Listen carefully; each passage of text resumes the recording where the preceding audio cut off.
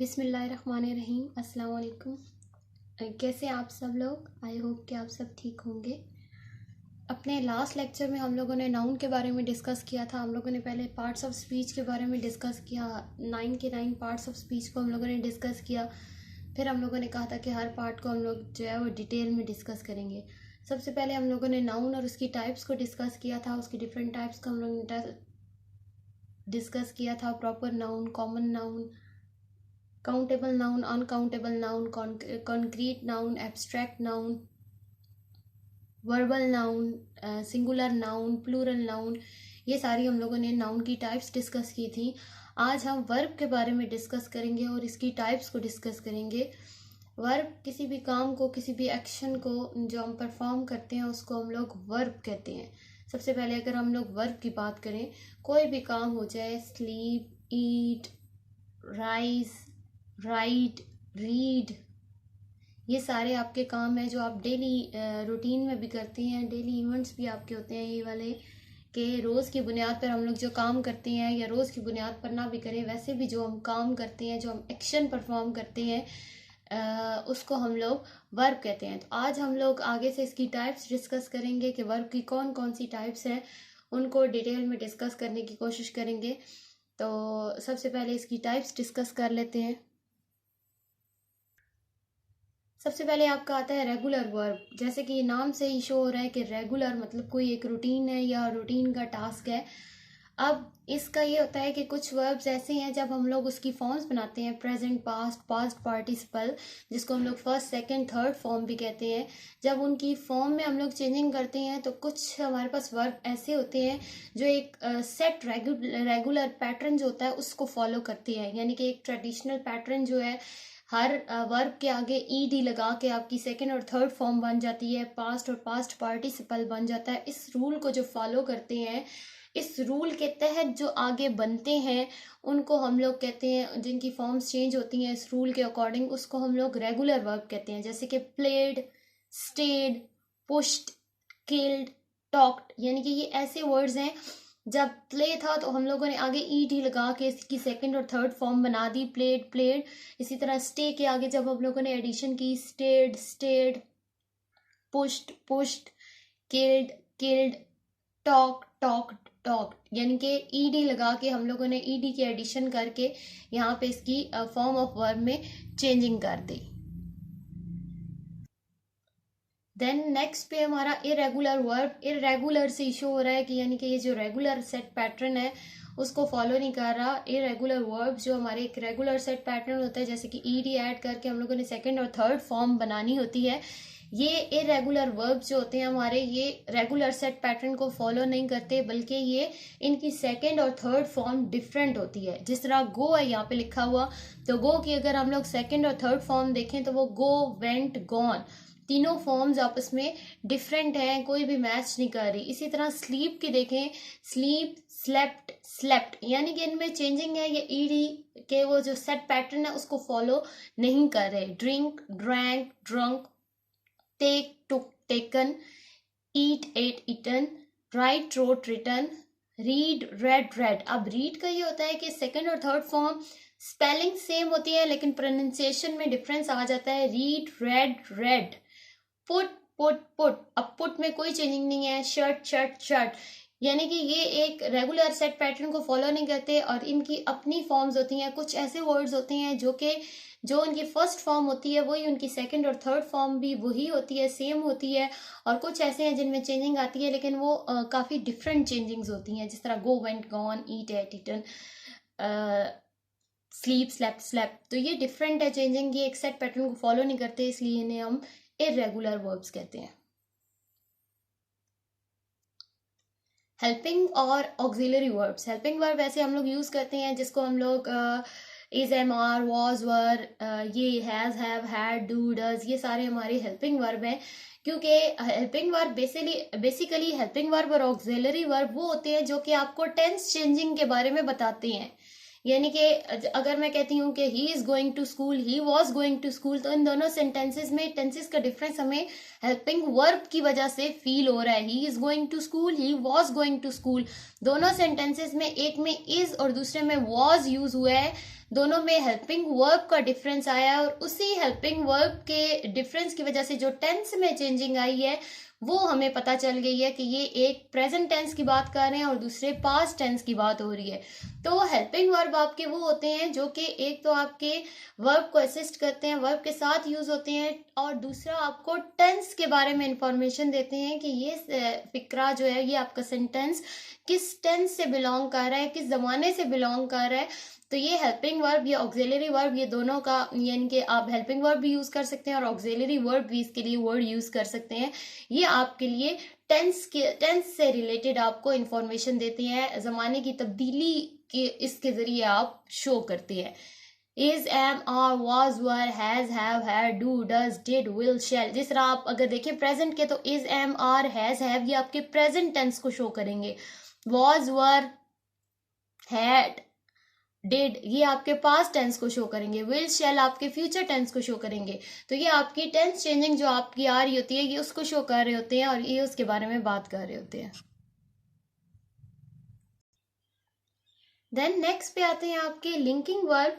अब linking verb का क्या है कि इट आइडेंटिफाइज और डिस्क्राइब्स द सब्जेक्ट। ये आपका सब्जेक्ट या सब्जेक्ट को आइडेंटिफाई कर रहा होता है या उसको डिस्क्राइब कर रहा होता है, उसके बारे में बता रहा होता है, यानी कि इसके साथ आप कुछ लगाते हैं जो कि इंफॉर्मेशन दे रहा होता है आपके सब्जेक्ट के बारे में, सब्जेक्ट के बारे में कुछ बता रहा होता है, या ये आपके सब्जेक्ट और सब्जेक्ट कंप्लीमेंट के दरमियान में एक लिंक डेवलप कर रहा होता है। अब देखिए पीछे भी आपने हेल्पिंग वर्ब में भी सेम पढ़ा था, इज, एम, आर, वाज, वर, यानी कि ये जो थे हेल्पिंग वर्ब्स के तौर पर आपने इन्हें पढ़ा था। लेकिन वहां पे भी मैंने डिस्कस किया था कि वो हेल्पिंग वर्ब के तौर पर तब यूज होंगे, तब हम उन्हें वो हेल्पिंग वर्ब बोलेंगे अगर वो टेंस की चेंजिंग को शो कर रहे होंगे। लेकिन अगर ऐसे वर्ब्स यानी कि जो टेंस से रिलेटेड कुछ भी नहीं है, उन टेंस की चेंजिंग को शो नहीं कर रहे, लेकिन जर्नल में यूज हुए हैं और वो एक लिंक डेवलप कर रहे हैं सब्जेक्ट और सब्जेक्ट कंप्लीमेंट के दरमियान, तो उन्हें हम लिंकिंग वर्ब कहेंगे। जिस तरह is, am, are, was, were, seen, grow, smell, touch, etcetera. इसकी एग्जांपल देख लेते हैं, उससे शायद थोड़ा सा आपका कॉन्सेप्ट ज्यादा अच्छे तरीके से क्लियर हो जाए। अब यहाँ पे एग्जांपल में देखें तो ही इज अ मॉन्स्टर। अब ही आपका सब्जेक्ट है और मॉन्स्टर जो है वो आपका सब्जेक्ट कंप्लीमेंट है। तो इज जो है वो इन दोनों के दरमियान लिंक शो कर रहा है, ये किसी टेंस को शो नहीं कर रहा, ये आपका इन दोनों के दरमियान लिंक को शो कर रहा है। ही इज अ मॉन्स्टर या he is intelligent, he is a girl.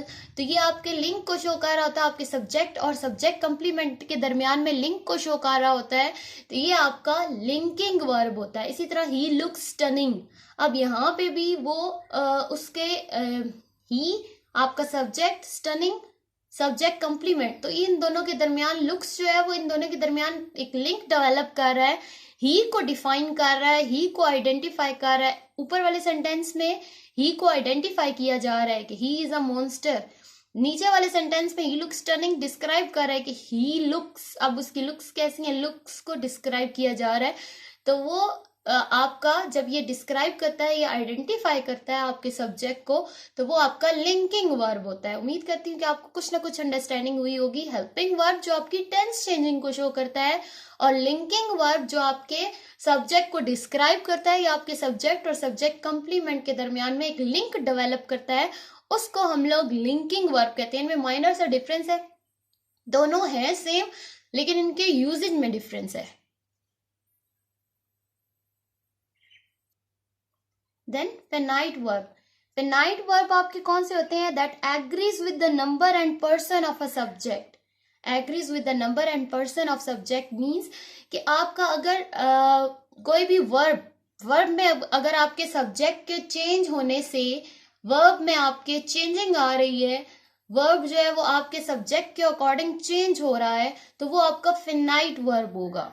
अगर आपका वर्ब सब्जेक्ट के अकॉर्डिंग सब्जेक्ट के चेंज होने से चेंज हो रहा है तो वो आपका फिनाइट वर्ब होगा। जैसे कि आप देखेंगे I go to school, he goes to school. यहाँ पे आपका गो और गोज आपका फिनाइट वर्ब है। इसमें आपके सब्जेक्ट के नंबर आपके वर्ब को अफेक्ट कर रहे हैं, सब्जेक्ट आपका आपके वर्ब को अफेक्ट कर रहा है। जिस तरह आई है तो आई के साथ गो यूज हुआ है, सेंटेंस वही है, सारा स्ट्रक्चर वही है, लेकिन चेंजिंग किस में आई है? आपके वर्ब में आई है। किस वजह से आई है? आपके सब्जेक्ट की वजह से आई है। आई के साथ आपने गो लगाया, ही के साथ आपने गोज लगाया, आपके वर्ब में चेंजिंग आ रही है सब्जेक्ट की वजह से। ये आपका वर्ब फिनाइट वर्ब है।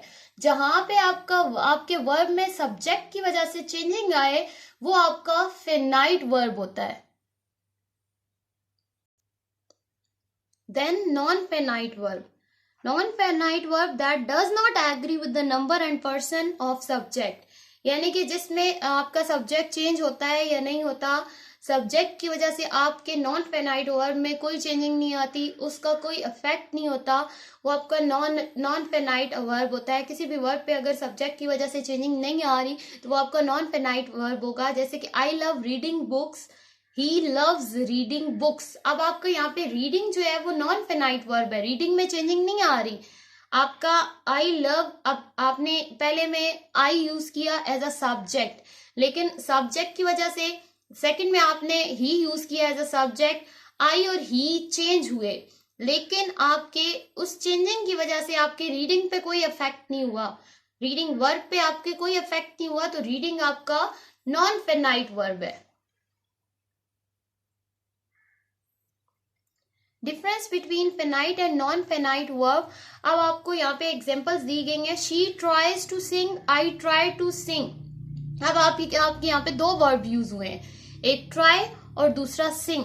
अगर देखा जाए तो ट्राई और ट्राइज, यानी कि ट्राई में चेंजिंग आई है, शी की वजह से ट्राइज हो गया था और आई की वजह से ट्राई हो गया। सब्जेक्ट की वजह से ट्राई में चेंजिंग आई है, लेकिन सब्जेक्ट की वजह से सिंग में चेंजिंग नहीं आई। तो जो हमारा अंडरलाइन है सिंग, वो हमारा नॉन फेनाइट वर्ब होगा, क्योंकि उसकी वजह से सब्जेक्ट की वजह से उसमें चेंजिंग नहीं आई। लेकिन आपका जो वर्ड ट्राई है, जो आपका वर्ब ट्राई है, वो आपका फेनाइट वर्ब होगा, क्योंकि सब्जेक्ट ने उसको अफेक्ट किया है, सब्जेक्ट की वजह से उसमें चेंजिंग आई है। आई होप कि आपका कॉन्सेप्ट अब क्लियर हो गया होगा कि फेनाइट और नॉन फेनाइट वर्ब में क्या डिफरेंस है। अगर आपके सब्जेक्ट की वजह से आपके वर्ब में चेंजिंग आ रही है तो वो आपका फेनाइट है। अगर आपके सब्जेक्ट की वजह से आपके वर्ब में चेंजिंग नहीं आ रही तो वो आपका नॉन फेनाइट है। ट्रांजिटिव वर्ब, ट्रांजिटिव वर्ब ऐसे वर्ब होते हैं जहां पे एक्शन रिसीव करने के लिए आपको एक ऑब्जेक्ट की जरूरत होती है, वर्ब को एक ऑब्जेक्ट की जरूरत होती है एक्शन रिसीव करने के लिए। इन शॉर्ट अगर हम लोग कहें कि सेंटेंस में ऑब्जेक्ट का होना जरूरी है, जिन सेंटेंसेस में ऑब्जेक्ट का यानी कि सब्जेक्ट वर्ब ऑब्जेक्ट एक पूरा सेंटेंस पैटर्न को वो एग्री कर रहा है, तो वो आपका ट्रांजिटिव वर्ब होगा। एक्शन रिसीव करने के लिए अगर आपका ऑब्जेक्ट मौजूद है तो वो आपका वर्ब ट्रांजिटिव वर्ब होगा। आई बॉट अ कार, अब bought a car, I subject, bought verb, a car object. Object आपका मौजूद है, एक्शन रिसीव करने के लिए ऑब्जेक्ट, वर्ब का एक्शन रिसीव करने के लिए ऑब्जेक्ट मौजूद है, तो बॉट आपका ट्रांजिटिव वर्ब होगा। ही सा अ मूवी, इसी तरह सा आपका ट्रांजिटिव, क्योंकि ट्रांजिटिव वर्ब होगा क्योंकि एक्शन रिसीव करने के लिए एक ऑब्जेक्ट मौजूद है। इनट्रांजिटिव वर्ब, इनट्रांजिटिव वर्ब जहां पे आपके वर्ब को किसी ऑब्जेक्ट एक्शन रिसीव करने के लिए किसी ऑब्जेक्ट की जरूरत नहीं होती, बल्कि वर्ब जब इटसेल्फ इनफ होता है। जिस तरह the baby smiled, the car stopped, इसमें आपका ऑब्जेक्ट मौजूद नहीं है, इसमें आपके वर्ब का एक्शन रिसीव करने के लिए ऑब्जेक्ट मौजूद नहीं है, तो वो इनट्रांजिटिव वर्ब होंगे। जहां पे आपके स्माइल्ड और स्टॉप्ड ये आपके इनट्रांजिटिव वर्ब है। देन डायनेमिक और एक्शन वर्ब, डायनेमिक का दूसरा नाम एक्शन वर्ब है या एक्शन वर्ब का दूसरा नाम डायनेमिक है, यानी कि दोनों सेम है। अब एक्शन वर्ब से एक्शन से ही जो है शो हो रहा है, या डायनेमिक से ही शो हो रहा है मूवमेंट का। जो एक्शन शो करते हैं वर्ब, जो एक्शन शो करते हैं, जो कि स्टिल नहीं होते, जो कोई ना कोई मूवमेंट कर रहे होते हैं, it shows some action, action verb shows some action. She plays football, I am watching television. ये दोनों plays और watching दोनों ऐसे verb हैं जो action को शो कर रहे हैं, किसी चीज के परफॉर्म करने को शो कर रहे हैं, किसी चीज की एनर्जी को शो कर रहे हैं। स्टिलनेस नहीं है इनमें, इनमें मोशन है। तो ये जो है वो इन वर्ब्स को जो एक्शन शो कर रहे हैं, जो एक्शन शो करते हैं, जिन पे हम लोग कोई ना कोई एक्शन परफॉर्म करते हैं, उनको हम लोग एक्शन वर्ब या डायनामिक वर्ब बोलते हैं। देन लास्ट पे हमारा है स्टेटिव वर्ब। इसको हम लोग कह सकते हैं कि ये आपका एक्शन वर्ब के कॉन्ट्ररी है या ऑपोजिट है। स्टेटिव वर्ब स्टेट से मतलब स्टिलनेस को शो कर रहा है, अनचेंजिंग पोजीशन को शो कर रहा है। It refers to a state और condition which is not changing. ऐसी ही स्टेट को या कंडीशन को शो कर रहा है जो चेंज नहीं होती, यानी कि ऐसे वर्ब जिनको जो एक्शंस को शो नहीं करते, जिनमें चेंजिंग नहीं होती, किसी स्टेट या कंडीशन को शो कर रहे होते हैं। जैसे आई नीड योर हेल्प। अब नीड जो है वो जरूरत है, यानी कि वर्ब है, एज अ वर्ब यूज हो रहा है, लेकिन वो एक्शन को शो नहीं कर रहा, किसी भी मूवमेंट को शो नहीं कर रहा, एक स्टेट को शो कर रहा है, एक कंडीशन को शो कर रहा है। तो यहाँ पे नीड हमारा स्टेटिव वर्ब होगा। इसी तरह she wants new car. Wants में भी कोई एक्शन नहीं है, कोई मोशन नहीं है, कोई एनर्जी नहीं है, ये आपके किसी एक्शन को शो नहीं कर रहा, बल्कि एक स्टेट, एक कंडीशन को शो कर रहा है। तो यहाँ पे वांट्स भी आपका स्टेटिव वर्ब होगा। आई होप कि आपको वर्ब की टाइप्स अच्छे से समझ आ गई होगी। अगर कुछ नहीं आया तो आप कमेंट बॉक्स में कमेंट कर सकते हैं। Kindly don't forget to like, subscribe and share my channel.